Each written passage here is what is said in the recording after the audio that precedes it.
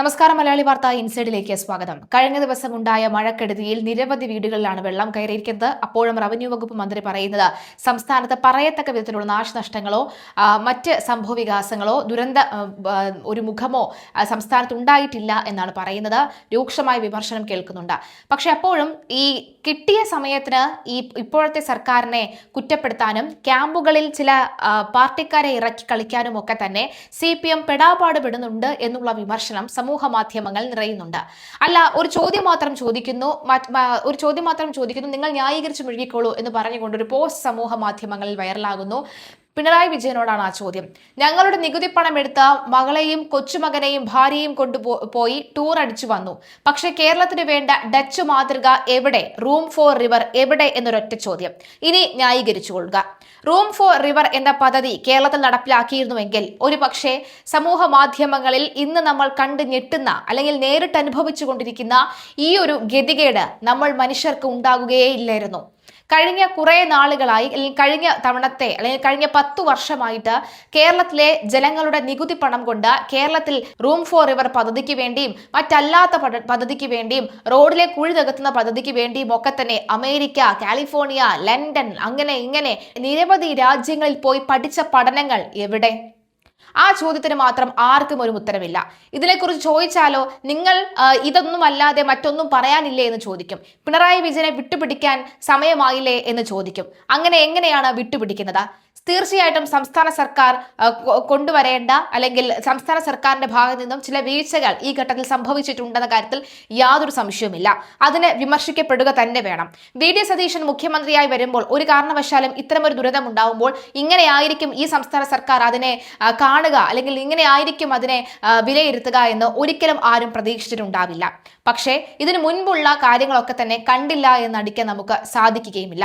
2018 കൂടുതലാണ് ഇപ്പോൾ ഉണ്ടായിരിക്കുന്ന അല്ലെങ്കിൽ വീടുകളിൽ വെള്ളം കയറുന്ന അവസ്ഥ എന്നുള്ളത്. അല്ലെങ്കിൽ 2018 സമാനമായ രീതിയിലേക്ക് കാര്യങ്ങൾ മാറുന്നു എന്നുള്ളതാണ്.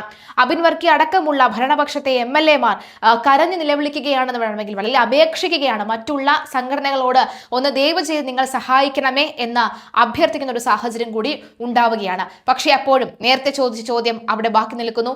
എന്തുകൊണ്ട് ഇതിനു മുൻപ് റൂം ഫോർ റിവർ പോലെയുള്ള ഫ്ലഡ് വരാതിരിക്കാനുള്ള, അതായത് ഇത്തരത്തിൽ ഈ വെള്ളപ്പൊക്കം വരാതിരിക്കാനുള്ള മാർഗങ്ങൾ എന്തുകൊണ്ട് സ്വീകരിച്ചില്ല? അതിന്റെ നടപടികൾ എവിടം വരെ എത്തി?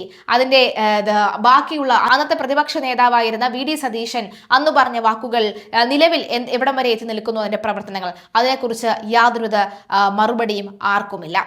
എന്തായാലും മുഖ്യമന്ത്രി VD സതീശന്റെ കൊച്ചിയിലേക്കുള്ള ഹെലികോപ്റ്റർ യാത്ര അടക്കമുള്ളവ വൻ രാഷ്ട്രീയ വിവാദമായി മാറിയിരിക്കുകയാണ്. നമുക്ക് ആദ്യം അതൊന്ന് ബ്രേക്ക് ഡൗൺ ചെയ്യാം. മുഖ്യമന്ത്രി കൊച്ചിയിലേക്ക് പോയത് ഔദ്യോഗിക ആവശ്യങ്ങൾക്ക് അല്ലെന്നും ആശുപത്രിയിൽ ചികിത്സയിൽ കഴിയുന്ന ഭാര്യാപിതാവിനെ കാണാനാണ് എന്നുമാണ് ഇടതു നേതാക്കൾ ആരോപിക്കുന്നത്. ഇക്കാര്യത്തിൽ മുഖ്യമന്ത്രിയുടേതായി പ്രതികരണങ്ങളൊന്നും വന്നിട്ടില്ല. എന്നാൽ സതീശിന്റേത് ഔദ്യോഗിക യാത്രയാണെന്നാണ് കോൺഗ്രസുകാർ വിശദീകരിക്കുന്നത്.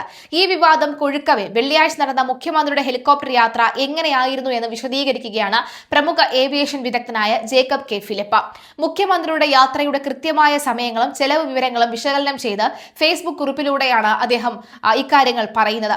ഫേസ്ബുക്ക് കുറിപ്പിലൂടെ അദ്ദേഹം വെള്ളിയാഴ്ച നടന്ന ഹെലികോപ്റ്റർ യാത്രയുടെ റൂട്ട് മാപ്പും ഇതിന് പിന്നാലെ സാമ്പത്തിക മാനങ്ങളും വ്യക്തമാക്കിയിട്ടുണ്ട്.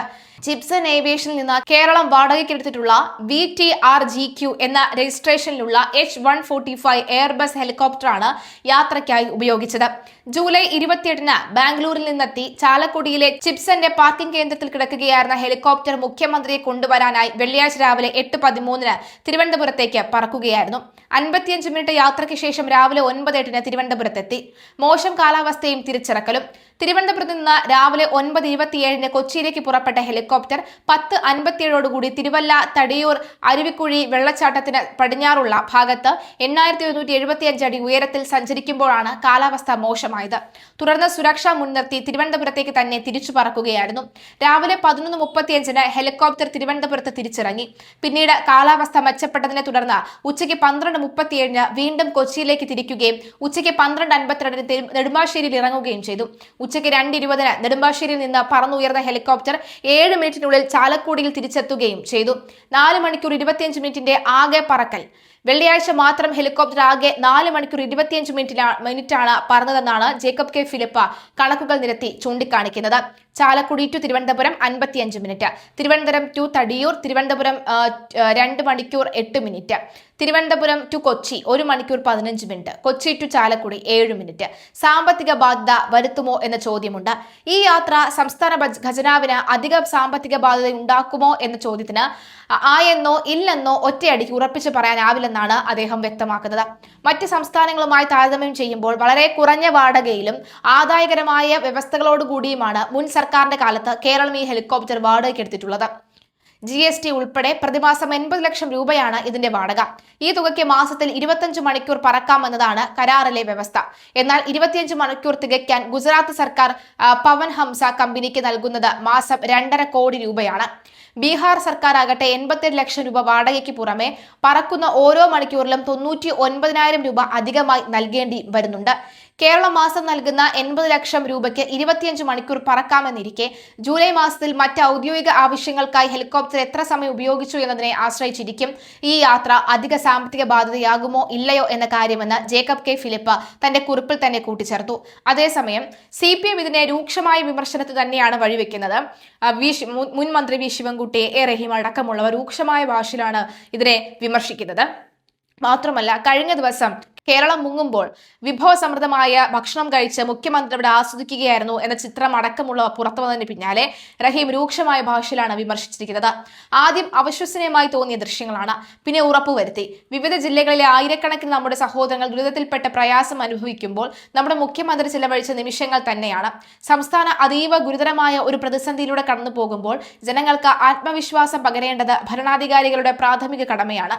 സംസ്ഥാന ദുരന്ത നിവാരണ അതോറിറ്റിയുടെ ചെയർമാൻ കൂടിയായ സംസ്ഥാനത്തിന്റെ മുഖ്യമന്ത്രി എന്ന നിലയിൽ ദുരിതാശ്വാസ പ്രവർത്തനങ്ങൾ കൃത്യമായി കാര്യക്ഷമമായും ഏകോപിപ്പിക്കേണ്ട അടിയന്തര സാഹചര്യമാണ്.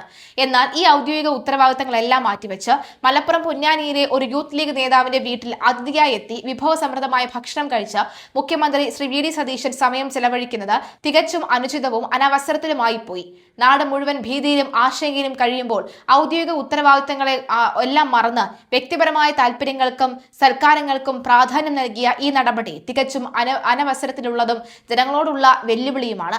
അടിയന്തരമായി മറ്റെല്ലാ പരിപാടികളും മാറ്റിവെച്ച് ദുരിതാശ്വാസ പ്രവർത്തനങ്ങൾ ഏകോപിപ്പിക്കാൻ മുഖ്യമന്ത്രി തയ്യാറാകണം എന്ന് പറഞ്ഞുകൊണ്ടാണ് അദ്ദേഹം ഈ ഒരു പോസ്റ്റ് എഴുതിയിരിക്കുന്നത്. തീർച്ചയായിട്ടും ഈ ഒരു ഘട്ടത്തിൽ എ റഹീമിന്റെ ഈ പോസ്റ്റിന് വളരെ പ്രാധാന്യമുണ്ടെന്ന് തന്നെ പറയേണ്ടിയിരിക്കുന്നു. ഇതിനൊന്നിനും തൽക്കാലം നിലവിൽ ഈ മുഖ്യമന്ത്രി VD സതീശൻ പ്രതികരണം നടത്തിയിട്ടില്ല എന്നതും ശ്രദ്ധേയമാണ്.